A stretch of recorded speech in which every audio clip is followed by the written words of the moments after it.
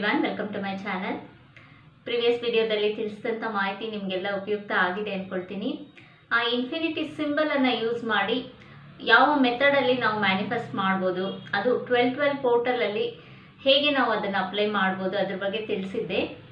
ಇವತ್ತು ಆ ಒಂದು ಇನ್ಫಿನಿಟಿ ಸಿಂಬಲನ್ನು ರಿಲೇಷನ್ಶಿಪ್ಗೆ ಹೇಗೆ ಯೂಸ್ ಮಾಡ್ಬೋದು ಅದ್ರ ಬಗ್ಗೆ ತಿಳಿಸ್ತೀನಿ. ಸೊ ನಮ್ಮ ಎನರ್ಜಿಯನ್ನು ಹೇಗೆ ಆ ಒಂದು ಸಿಂಬಲ್ ಲಾಕ್ ಮಾಡುತ್ತೆ ಅನ್ನೋದ್ರ ಬಗ್ಗೆ ಹೇಳಿದ್ದೆ.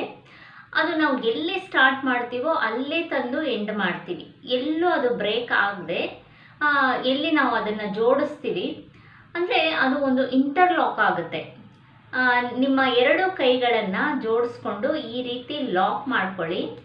ಸೊ ಇದು ಕೂಡ ಒಂದು ಇನ್ಫಿನಿಟಿ ಸಿಂಬಲ್ ಥರ ನಿಮಗೆ ಕಾಣುತ್ತೆ.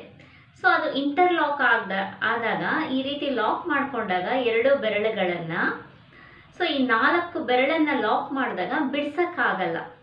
ಸೊ ಆ ರೀತಿ ಈ ಒಂದು ಸಿಂಬಲನ್ನು ಸಂಬಂಧಗಳಿಗೆ ನಾವು ಹೇಗೆ ಅಪ್ಲೈ ಮಾಡ್ಬೋದು ಅಂತಂದರೆ, ಆ ಸಿಂಬಲ್ ಬರೆದ್ಬಿಟ್ಟು ಆ ಎರಡೂ ಕಡೆ ಹೆಸರನ್ನು ಬರೆಯೋದು. ಈಗ ಹಸ್ಬೆಂಡ್ ಆ್ಯಂಡ್ ವೈಫ್ ಏನೋ ಪ್ರಾಬ್ಲಮ್ ಇದೆ, ಸಪ್ರೇಟ್ ಆಗಿದ್ದಾರೆ, ಅಥವಾ ತುಂಬ ಪ್ರಶ್ನೆಗಳು ಆಲ್ರೆಡಿ ಸಪ್ರೇಟ್ ಆಗಿದ್ದೀವಿ ಅಂತ ಬಂದಿತ್ತು. ಸೊ ನೀವು ಈ ಮೆಥಡನ್ನು ಅಪ್ಲೈ ಮಾಡ್ಬೋದು. ನಿಮ್ಮ ಹೆಸರನ್ನು ಮತ್ತು ನಿಮ್ಮ ಹಸ್ಬೆಂಡ್ ಹೆಸರನ್ನು ಎರಡೂ ಕಡೆ ಆ ಒಂದು ಸಿಂಬಲ್ ಒಳಗಡೆ ಬರೆದು ಆ ಇಂಟೆನ್ಷನನ್ನು ಸೆಟ್ ಮಾಡಿ. ಸೊ ನಿಮ್ಮಿಬ್ಬರ ನಡುವೆ ಏನೆಲ್ಲ ಮಿಸ್ಅಂಡರ್ಸ್ಟ್ಯಾಂಡಿಂಗ್ಸ್ ಇತ್ತು ಅದೆಲ್ಲ ಸಾಲ್ವ್ ಆಗಿದೆ. ಈಗ ನೀವು ತುಂಬ ಸಂತೋಷವಾಗಿದ್ದೀರಾ, ನೆಮ್ಮದಿಯಾಗಿದ್ದೀರಾ.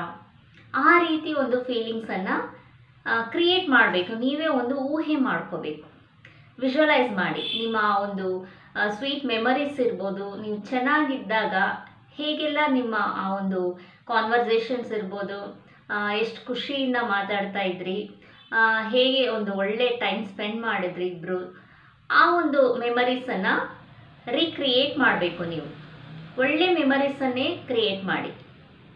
ಖುಷಿಯಾಗಿದ್ದಾಗ, ಸಂತೋಷವಾಗಿ ಕಳೆದಂಥ ಸಮಯ ಅದನ್ನು ರೀಕಾಲ್ ಮಾಡಿ. ಸೊ ಈ ಸಿಂಬಲಲ್ಲಿ ಆ ನಿಮ್ಮ ಹೆಸರನ್ನು ಬರೆದು ಮ್ಯಾನಿಫೆಸ್ಟ್ ಮಾಡ್ಬೋದು. ಒಂದು ಒಳ್ಳೆ ಪಾಸಿಟಿವ್ ವೈಬ್ರೇಷನ್ಸನ್ನು ಕಳಿಸಿ. ಮತ್ತು ನೀರನ್ನು ಎನರ್ಜೈಸ್ ಮಾಡಿ ಕೂಡ ಈ ಒಂದು ಮೆಥಡನ್ನು ಅಪ್ಲೈ ಮಾಡ್ಬೋದು. ನೀರನ್ನು ಹೇಗೆ ಎನರ್ಜೈಸ್ ಮಾಡೋದು, ಅಫರ್ಮೇಷನ್ಸ್ ಹೇಗೆ ಹೇಳೋದು ಅಂತ ತಿಳಿಸಿದ್ದೆ.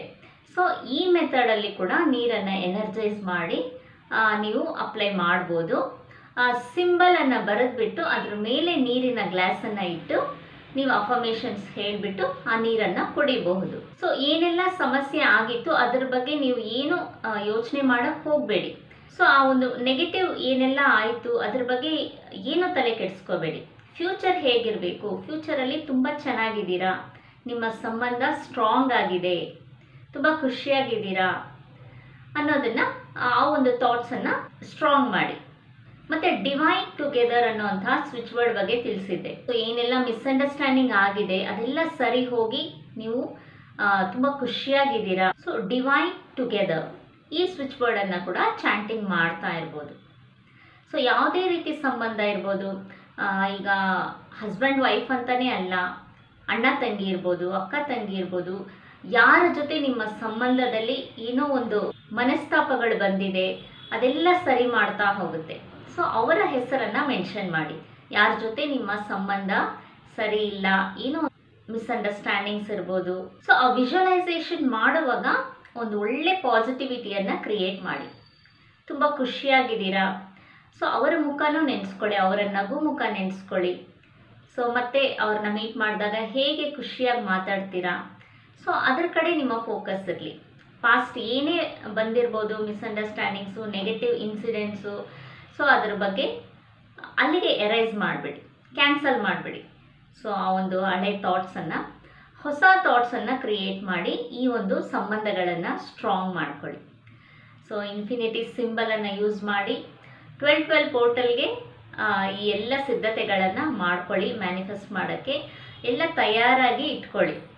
ಸೊ ಏನೇನು ನಾನು ಹೇಳ್ತೀನಿ ಮೆಥಡ್ಗಳು, ಮತ್ತು ಆ ಒಂದು 12 ಶೀಟನ್ನು ರೆಡಿ ಮಾಡ್ಕೊಳ್ಳಿ ಅಂತ ಹೇಳಿದ್ದೆ. ಅದು ಯಾವ ಸೈಜ್ ಇದ್ದರೂ ಪರವಾಗಿಲ್ಲ, ಚಿಕ್ಕದಿದ್ದರೂ ಪರವಾಗಿಲ್ಲ. ದೊಡ್ಡದು ನಾನು ತೋರಿಸಿದ್ದು ದೊಡ್ಡದಾಗಿತ್ತು, ಸೊ ಅದೇ ರೀತಿ ಇರಬೇಕು ಅಂತೇನಿಲ್ಲ, ಚಿಕ್ಕ ಶೀಟ್ ಇದ್ದರೂ ಪರವಾಗಿಲ್ಲ. ಸೊ ಇದ್ರ ಬಗ್ಗೆನೂ ಪ್ರಶ್ನೆ ಬಂದಿತ್ತು, ಸೊ ಅದರಿಂದ ಹೇಳ್ತಾ ಇದ್ದೀನಿ. ನಿಮಗೆ ಯಾವ ಶೀಟ್ ಅವೈಲಬಲ್ ಇದೆ ಅದನ್ನು ನೀವು ಬಳಸ್ಕೋಬೋದು, ಏನೂ ತೊಂದರೆ ಇಲ್ಲ. ಮತ್ತು ಗ್ರೀನ್ ಪೆನ್ ಕೂಡ ಯೂಸ್ ಮಾಡ್ಬೋದು, ಬ್ಲೂ ಅಥವಾ ಗ್ರೀನ್ ಯಾವುದಾದ್ರೂ ಕಲರನ್ನು ಯೂಸ್ ಮಾಡಿ. ಮುಂದಿನ ವೀಡಿಯೋಸಲ್ಲಿ ಇನ್ನಷ್ಟು ಮಾಹಿತಿ ತಿಳಿಸ್ತೀನಿ. ಚಾನಲ್ಗೆ ಸಬ್ಸ್ಕ್ರೈಬ್ ಮಾಡ್ಕೊಳ್ಳಿ. ನಿಮ್ಮ ಒಪಿನಿಯನ್, ನಿಮ್ಮ ಪ್ರಶ್ನೆ ಏನೇ ಇದ್ದರೂ ಕಮೆಂಟ್ ಸೆಕ್ಷನಲ್ಲಿ ಕಮೆಂಟ್ ಮಾಡಿ. Thank you.